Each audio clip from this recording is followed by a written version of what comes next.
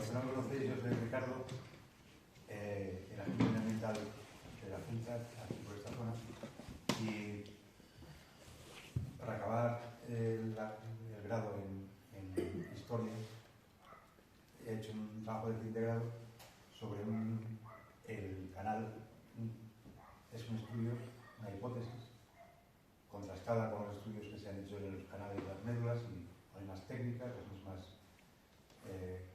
más o menos se supone que los romanos en estas zonas, la sistemática de construcción de canales era la misma en todos los lados, entonces siguiendo las pautas ya conocidas, por más estudiadas, y porque los canales que bajan sobre todo los que bajan del Cabrera, que ellos están bien estudiados por un ingeniero de minas, que se llama Roberto Matías, que es un genio, yo me admiro.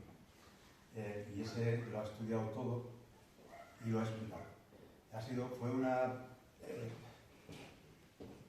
desgracia que en el momento que se hizo Patrimonio de la Humanidad a las médulas, no se hubieran criado también a los canales, porque tienen una importancia tan grande como la misma. Y una dificultad técnica y una serie de trabajos espectaculares que son dignos de admiración, tanto como dignos de admiración en el caso de que pensemos que el extraer oro merece la pena tanto sacrificio humano también. Por esto hay que meterlo en su dinámica, ¿no? Pero en cuanto a ingeniería, y como ya se celebra la existencia de las médulas como Patrimonio de la Humanidad como un recurso para el Bierzo, pues fue una desgracia que no se metieran también los canales, porque son espectaculares. Y pues en aquella sistemática, la que Roberto ha ido estudiando allí en estos canales, pues yo cuando andaba por aquí, llevo ya 20 años en este ayuntamiento, en nuestros ayuntamientos, Ponferrada y aquí, y un cazador me dijo una vez de ellas sacado un jabalí con un canchal arriba, y le dijo que se llamaba el campo a las fuentes. Fue la primera, antes que el túnel final. Yo me interesé por esas fuentes romanas, que yo considero romanas, y creo que son romanas. Es una captación primera en el campo de las fuentes, que es un sitio para mí mágico. Yo cuando estoy allí me siento muy bien. Hay muchos castaños, muchos árboles, unos canchales enormes, unas fuentes construidas con mucha pericia, unos restos de canales. Es un ambiente y fue lo primero que me interesé. Tardé tiempo en pensar que podía ser un canal, porque yo pensé que igual bajaba los molinos del río, o que era simplemente para regar unos prados que hay por debajo, o para regar, que se puede haber utilizado después. En Paradasuana, parte de las captaciones se han utilizado para el río después. Hasta que me di cuenta de que eso podía ser un canal, no me daba la altitud. A mí me parecía que estaba muy bajo para que saliera y llegara al túnel final de Peñafurada. Cuando ya descubrí el túnel de Peñafurada, pero al final, con más precisión, está muy afinado y da el... Bien, pues a partir de ahí, los elementos que componen, en base a los cuales yo establezco la hipótesis de que es un canal romano, es esa captación, la captación del Prado de Braña, otra captación que yo llamo esta siempre se me olvida, del Campo del Espino. Esas tres están a la vista, están más o menos colmatadas, pero están a la vista. Es vamos a ver, sí, el Campo del Espino. Y Prado de Braña, Campo del Espino, Campo de las Fuentes, tres captaciones que se ven, que son para coger agua, que bajan al canal principal, y luego el canal lo lleva hacia el túnel de Peñafurada. Y es probable, según explican también los que conocen los canales, los de Roberto Matías, que han estudiado canales, que parte de los arroyitos pequeños que bajan desde el alto hacia abajo, también bajan de manera perpendicular al canal, y que también aprovecharán el agua, pero con el paso del tiempo se ha destruido todas las... Entonces, en base a estas captaciones al túnel final y a un tramo del canal en que se intuye bastante mejor que en el resto que hay, que es un canal. Aquí, al haber, en gran parte de lo que es el canal, ha habido, por lo que pasa el canal, ha habido mucha actividad históricamente agrícola. Hay muchas que son fincas, se ha sembrado, y luego muchos incendios, y ha habido, pues, que la tierra se baja y tapa todo lo que en un momento dado habría que excavar, y eso ya es otro nivel de conocimiento. Bien, pues en cuanto a la funcionalidad de este canal, como sabéis que enfrente está la mina de Gastoboda. Hay que pasar el arroyo del Vendañuelo, cruzarlo al otro lado, y allí ya une con el canal que abastecía, que era un canal que se cogía en el río y abastecía más directamente, con más cantidad de agua desde mi punto de vista, que el canal principal, digamos, de abastecimiento de la mina de Gastoboda, y se unía a este. En la bibliografía que manejamos de los canales, tanto Plinio el Viejo, que fue coetáneo de la creación por lo menos de los canales de Cabrera, decía que para salvar un valle como por ejemplo el Valle de Vendañuelo, que también el Valle Infierno, para salvarlo, en todos los casos, con pilares de piedra o pilares de madera, se creaban viaductos o acueductos que han desaparecido. Pero ya Plinio el Viejo, que fue coetáneo y vio la construcción, él ya documenta de que para salvar esos valles había estructuras efímeras de madera, incluso de piedra, pero que se han ido perdiendo con el tiempo, lo mismo en la Cabrera que aquí. Pero no había otra posibilidad. El agua venía de la captación del río, llegaba a las médulas o llegaba a Castrojodami, y tenía que pasar en esos trozos que son tan abruptos o con tanta pendiente o con tanta profundidad, tenían que hacerse mediante este tipo de construcciones que a la salida del túnel de Peña Furada tenía que unir, para salvar el Vendañuelo, tenía que unir con él. Entonces eso, tenemos ya el canal con el campo de las Fuentes, el campo del Espino y el Prado de Graña, que, vamos a ver, esto ya es una hipótesis un poco más arriesgada, porque todo esto, sabéis que los estudios de arqueología están a expensas de que alguien descubra algo nuevo y diga, no, pues todo lo que se ha dicho no es así. Entonces, siempre se está a expensas de eso, ¿no? De que aquí hay una dificultad, y es que en algún momento el canal tiene demasiada pendiente. Y eso, según Roberto Matías, dice que es imposible.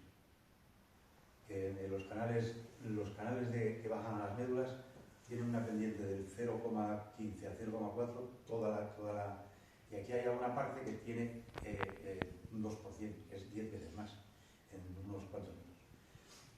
¿Cómo explico yo por qué se hizo esto? Aquí este canal viene condicionado por dos cosas. Primero, que la captación del agua tiene que hacerse justo donde acaba el canchal, porque si la dejas, está el canchal y luego, por ejemplo, está el campo de las Fuentes, y el campo de las Fuentes ya no son trozos de roca que se ha ido, por la reflexión, se ha ido desprendiendo de la montaña, y son superficies de muchas hectáreas de rocas, ¿no? Pero llega un momento en que acaban y empieza la tierra, la arena y tierra. Entonces, la captación del agua ha de ser, según mi hipótesis, justo en donde acaba el canchal y donde empieza la tierra, porque si no la captas ahí, se empieza a disgregar y la captación ya sería muy difícil. O sea, había técnicas que los romanos no utilizaban. Tendría que ser hacer una excavación y poner una pared de cemento de lo que las técnicas, y eso no lo utilizaron en ningún sitio. Entonces viene condicionado desde mi punto de vista, este canal, por esas captaciones que tienen que ser ahí justo donde acaba el canchal, y también porque el túnel, en los túneles Me decías que era aquí esta flecha, ¿eh? Mueve el ratón. Va. Pero clica sobre la... Ya está. Sí, pica ahí. Clica ahí, por favor. Y luego le das ya a la flecha. Este es el túnel de Peñaflor. Tiene unos 12 metros y la anchura de 60 a 90 es variable y la altura también varía bastante. Tiene desde 2 metros a 1,70, a 1,80, a 1,90. La dificultad de hacer estos trabajos con calor y luego agua fría y luego picar, pues son trabajos terribles y que es muy difícil de hacer y que los romanos evitaban todo lo que podían. Entonces, el canal, el túnel, desde mi punto de vista, si se hace más abajo, ya quedaba por debajo de la cota del canal al que tenía que cruzar. Y si se hace más arriba, que también se podría ver, habría que haber hecho, en vez de 12 metros, de 20 y pico, porque le llaman matarrosa, aquel trozo de monte. El farallón cuarcítico aquí es estrecho, bueno, medio estrecho, pero según va subiendo hacia arriba, es un farallón que es impresionante, sobre todo visto desde el lado del Beñañuelo. Entonces hubiera sido muy difícil, o sea, hubiera dificultado más el para excavar. Entonces, eso, el comienzo en las captaciones justo debajo del canchal y el final, que tenía que ser en este punto, en un punto muy cercano a este, por estas razones, para que no quedara más bajo que el canal de enfrente y el agua no fluyera, y también para que fuera el mínimo trabajo posible, o sea, el mínimo trabajo posible. Entonces, lo que sí tiene este canal es que para salvar un farallón también cuarcítico que hay un trozo, no sé si conocéis aquí, pero tiene Javi, el de Onamio, tiene unas colmenas, pues desde 100 metros más arriba, ahí baja con mucha pendiente. Y luego ahí el canal, desde mi punto de vista, se continuaría hacia adelante ya con una pendiente del 0,3 o por ahí, que es ya lo que se ve. Pero luego yo ya esto lo he hablado con Roberto, al principio me dijo, esto no puede ser, estás equivocado, por tanto me pongo, más o menos. Pero ya poco a poco he ido hablando, joder, que no, a cada sitio han aplicado técnicas, porque también, por ejemplo, para salvar, ya no es un farallón, sino en el CN, en el canal norte 2, pues son rocas calizas y en algún punto del Valle del Silencio el agua se sume. La roca caliza tiene esa capacidad de que por la erosión del agua se sume, desaparece, y entonces el canal no hubiera tenido viabilidad, porque ahí se hubiera... Y hicieron lo mismo, variaron la pendiente para evitar esa zona donde se sumía. Entonces, y luego en la Cabrera también, para salvar lo mismo que aquí, farallones de roca como este que os digo yo, está ahí, que tiene 300 metros de largo, y ahí no hay manera de hacer un túnel. O sea, no tuvieron que bajarlo para pasarlo por debajo. Pues bueno, con estas explicaciones, Roberto ya me parece que es viable la cosa, que es viable, aunque no le gusta porque él es muy de que los romanos hacían todo igual, eran sistemáticos, pero también han tenido que aceptar que hay por lo menos dos casos en este canal de Loza y en los canales de Cabrera, en que se ha variado la pendiente. Básicamente, esto es todo. Luego es todo lo que es la descripción del canal. Luego, de los estudios que se han hecho, bueno, en principio, no sé si tenía yo... Ah, no. Sí. Aquí, Castrobodame, pues no lo veo, pero tiene que estar aquí, no, por aquí. Toda esta es la provincia de León, Asturias, parte de Orense y parte de Portugal. La minería romana de oro con agua, aprovechándola con agua, y también con canalerías de interior, es en toda esta zona. Pero básicamente los sitios más importantes son las médulas con el río Cabrera y luego el río Duerna y el río Eria, que esos están sin estudiar que tienen una importancia grande. Y luego, como más pequeños, está lo que se llama el complejo redondal, que tiene esta mina de Castrocodame, algún apreciamiento menor por aquellos pueblos de por allí, y luego en Monte Alegre hay una galería. Un apunte. Están haciendo excavaciones en Montalegre. Se cree que pertenecen al conjunto de explotación del terreno, Filiel y todo eso por ahí. Bueno, son ríos diferentes. Sí, pero dice que posiblemente que pertenecía todo a Sí, bueno, me parece, y creo que se está bien documentado, que Astorga la fundaron como centro de retención del oro, y es porque empezaron por ahí. Empezaron a coger Filiel, o sea, el río Duerna y el río Eria sobre todo, sí.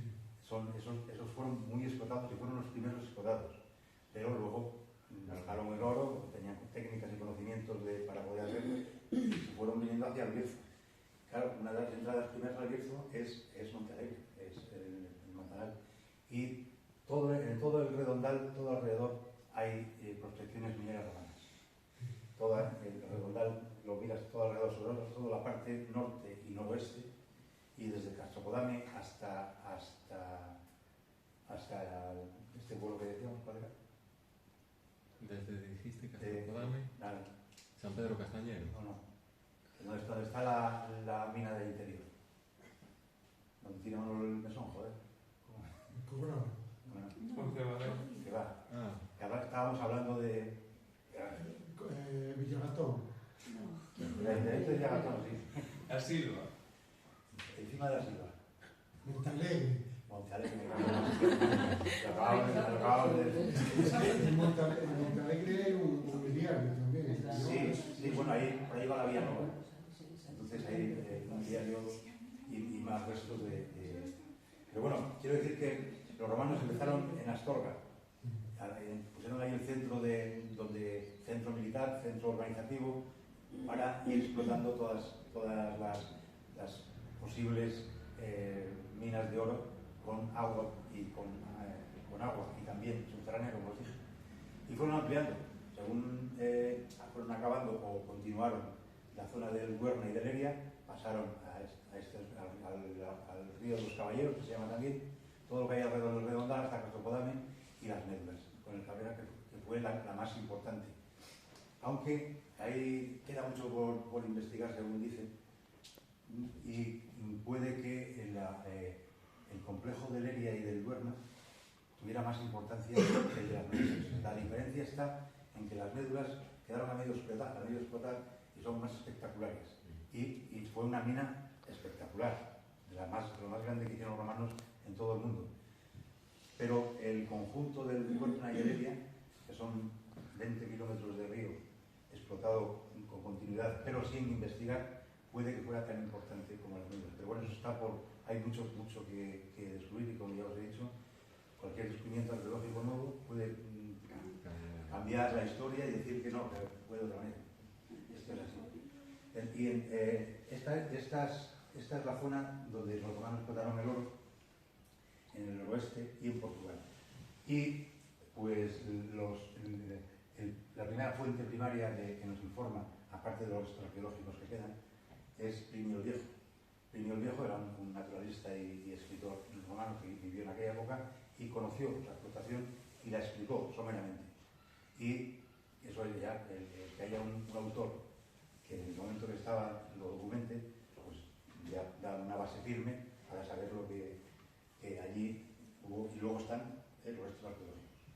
Luego hay un señor, el CSIC, que es el Centro Superior de Investigaciones Científicas, tenía un equipo en las médulas que dirigía Sánchez Palencia, un arqueólogo importante, y también ha documentado muchísimo la explotación romana, pero sobre todo de las minas romanas. Hay muchos más, alrededor de Sánchez Palencia ha habido muchos geólogos, muchos arqueólogos también, o sea, mucha gente trabajó ahí para documentar las médulas sobre todo.